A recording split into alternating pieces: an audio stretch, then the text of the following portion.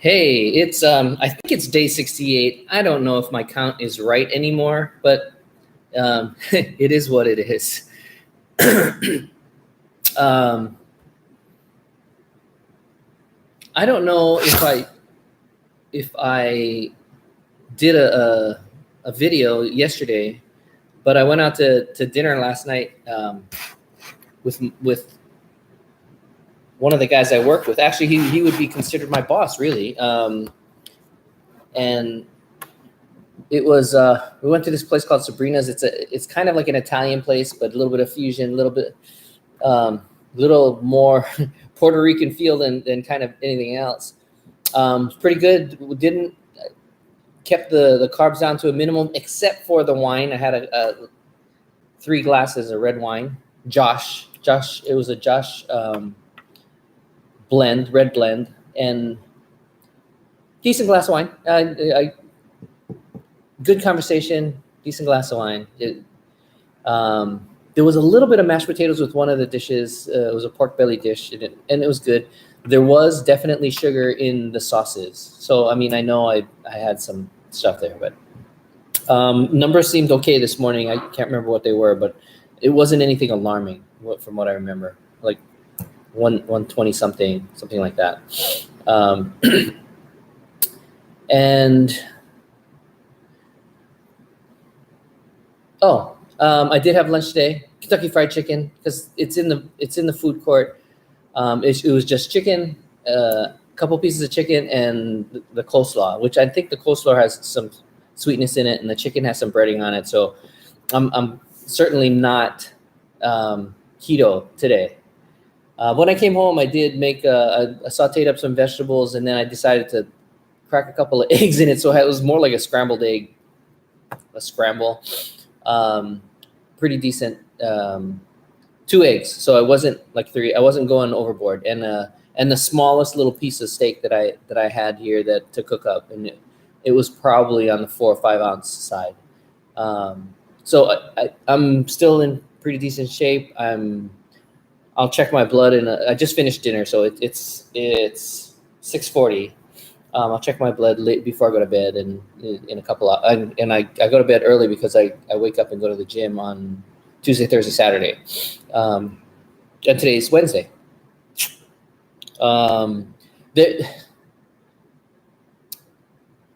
There's a couple of people that I need.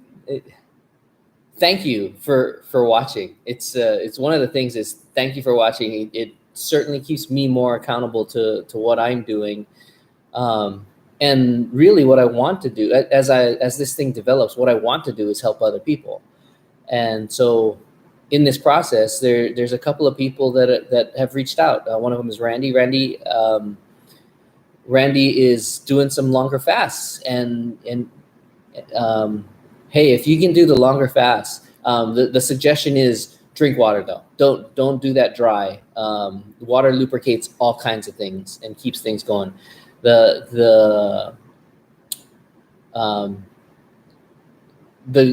thing is stick with it. Don't give up. I mean, really, even when I started, I didn't feel like I had any results for the first couple weeks, maybe 3 weeks even, as sort of my body started to adjust to things. But I did it with water. I mean, when I was in fasting periods, it was water and coffee. Occasionally it would be hot tea or something. But during the fasting periods, go with the water and coffee. Unless you don't drink coffee, you can go with water. Water with lemon or lime. I had, it's Puerto Rico. They sell limes by the truckload. So once I had a bag full of limes, and so I did water with lime for a while. And the other thing I do is water with apple cider vinegar. Apple cider vinegar has, it's not dietarily does anything for you, but it helps those processes that are in your dietary tract to operate efficiently and properly. So, and not a lot, don't make it taste so bad that you don't want to drink water, but do that. Continue with the water. The good thing that you won't see happening in the first several months, after a bunch of research, I've found some of this stuff out, is Well, maybe explaining insulin and how it works. Insulin is a hormone that's secreted when you eat, and when you have something sweet. I mean, so even a diet soda, which has no calories and no sugar or whatever, but that sweet sensation triggers insulin. And when insulin is triggered, it has several purposes. Um, if this is a cell, the insulin, and this is insulin attaches to the cell and lets glucose go in. So you start packing in glucose. And so once the cell is full of glucose and you put more glucose in the bloodstream and insulin's trying to get it in there, it can't because it's full. And so that's what insulin resistance, that's insulin resistance right there. Visually, that's what insulin resistance is. So insulin that's one of its jobs. The other job is to trigger your liver to start storing energy. And it stores that. Glucose does three things in your body. It goes into your cell. That's the primary thing it tries to do. And then your muscle cells, your skeletal cells, your brain cells, they work off of that stuff. They can use it immediately. When you filled those things up, your liver takes all that stuff and creates glycogen, and it branches this stuff up. It holds it in the liver and creates glycogen that can easily turn into glucose. So when you're not eating, when you're in a fasted state, your cells start to lose or use all the glucose for energy. It can quickly get to the glycogen, but there's only a limit. It can only store a limited amount of that stuff. So the once it's filled up the glycogen stores, it takes the rest of the glucose and turns it into fat and stores it in the body. So for Randy, the good thing is, what you don't really see when you're fasting is you're using up all the stores that are in the cells, all the glucose that's there. And then the liver realizes that the cells are asking for glucose for energy, will take the glycogen and quickly turn it back into glucose, send it onto the cells to use. So that's the process. And then once it's done, what that does actually, it grabs the stored fats. And the good thing that you don't see is it goes after the stored fat in the liver. So when you get diagnosed with having a fatty liver, that's what that is the stored fats. After it's made glycogen and after it starts storing things, it stores it as fat in the liver. And then when you overload that, it starts storing it all around your body, in your fat stores. And so that's the healthy thing, is that it's going after the fat in the liver first, because your liver does so many different things. You have to get rid of that first, and then it'll go after the stores in your body. I'm not a doctor, but for me, I wouldn't recommend going on really long fasts right off the bat. I would, take your time with it and then do it over a period of time. But it'll happen. It'll happen once you get into the habit of using up your stored glucose and your stored glycogen and the fat within the liver, and it'll start to go after the fat in your body. And that's kind of how you lose weight and you get your blood sugars down. That's almost the secret right there. Don't eat for stretches of time to keep your insulin level down, so you're not storing fat. I mean, even when you have a diet soda, it's taking whatever you have, glucose floating around in your body, and trying to store it right away, even if it's not the drink that you just had or whatever, the NutraSweet or whatever. Guys say, go with stevia and all that kind of stuff. It's natural. Hey, it's all sweet. It all tastes sweet. It all is going to trigger this insulin response. I think. I mean,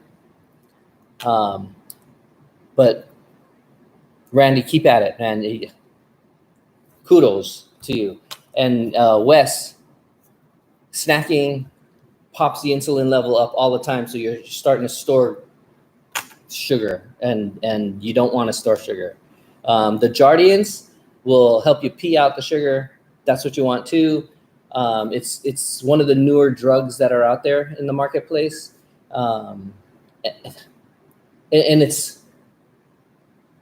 people are saying that it's good, but I don't know that for a fact. I mean, anything that you're putting in artificial, I can't say that I'm 100% sure that it's safe. It might be safer some of the other things.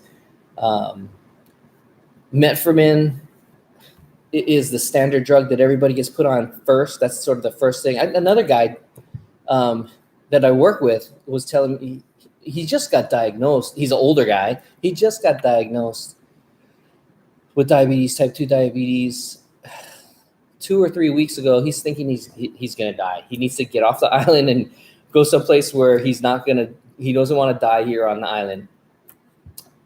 And he's stubborn as hell. Another guy named Randy, by the way. And so he's,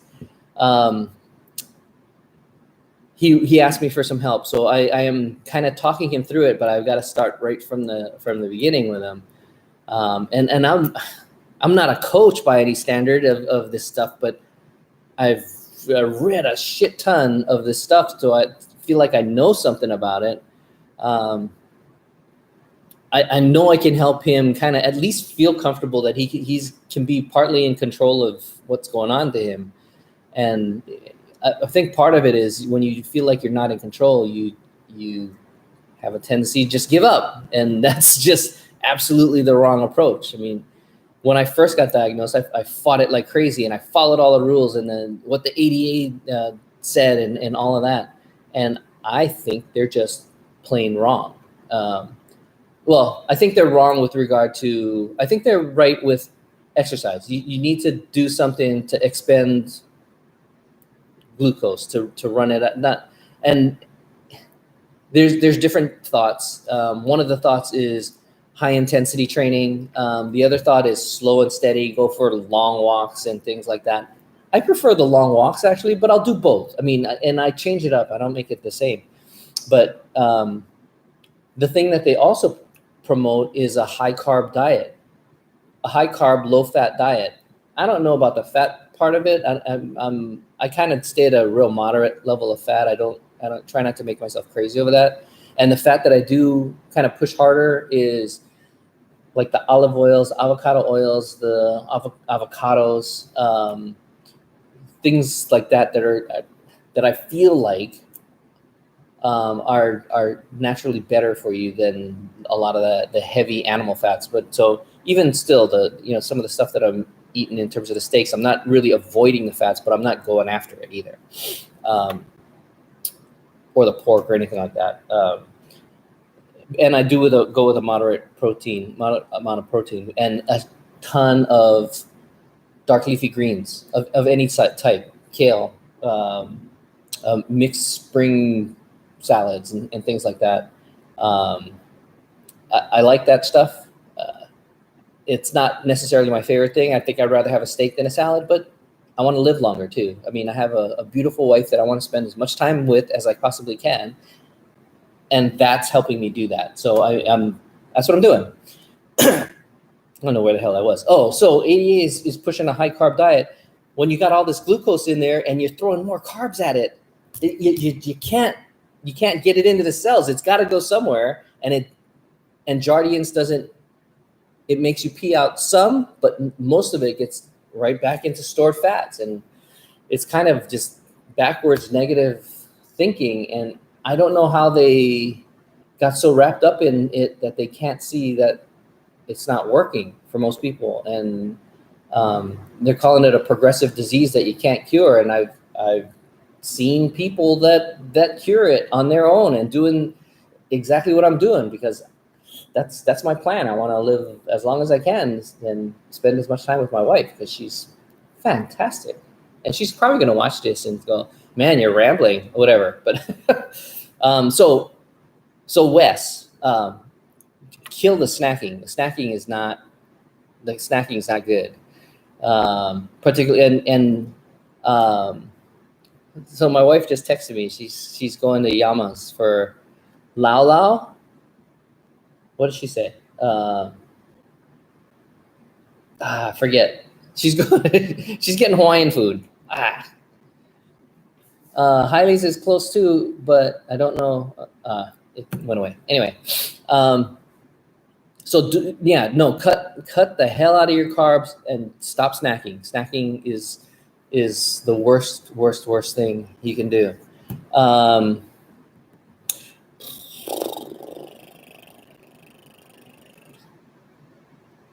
Guys, thank you for watching, because it's making me continue to stay on this path, and this is a lifestyle for me now. I mean, there's things about habits and forming habits, and it takes, some people say 21 days. I think it takes 60 days to form a habit. A habit is formed by just, at first, you got to force yourself a little bit, and just force yourself. Get yourself down to 2 meals a day, and kind of keep shortening that window to 5 hours, 4 hours, 3 hours, until it's a 1 meal a day, which is what I desire to do. I'm trying to do a 1 meal a day whenever I can. Socially, it's a little tough for me with the folks that I have at work. Luckily, I'm able to kind of choose what I'm eating for lunch, but I've been hitting more like a 5-hour window a day. But my goal is to be 1 meal a day, like my beautiful wife. She does 1 meal a day, and typically on the weekend I'm doing a 48-hour. And I told her I wouldn't do more than 48 until I get home, and I'm headed home, permanently stationed back at home in November. Thanksgiving, where I'm probably going to eat too much, but hey, I'm allowing myself some of these little infractions, because I know I can get back get back into ketosis by fasting, and in 2 days of fasting, I'm back into ketosis. Pretty certain. I've used up whatever. Well, probably more like 36 hours or something like that. I've used up all the glucose stores. I've used up my glycogen. I'm eating away at body fat, which is ketosis. You're using fat as a fuel source instead of, and then on the diet. So there's two sides of it, right? In ketosis, you're using fat as energy, and you can have dietary fat, which means you eat it and you use it as energy, or you use up the fat that's already stored in your body, which is, that's the goal. That's where we want to get. Wes, you're a skinny little guy, man. I don't. I think you just need to get your insulin level in control, and get your glucose levels down. I can't imagine that you got a lot of stored fat to burn off, but who knows, man? I know you were doing Ironmans for a long time, and half Ironmans, and working out hard like that. So, Randy, we've not met, and one day perhaps we will. But both of you guys, stay the course, do your thing, and I'm here. Any questions, give me a holler. I've got a lot of information stored in my head. I'd love to help you guys out. Love to get people on the right track, and reclaiming their health and reclaiming their vitality, and that's sort of my pitch for the day. I'm not trying necessarily to coach people, but I've enjoyed coaching people in business and in their relationships and things, but I can certainly help you guys do this thing. All right. Thanks. We'll talk soon.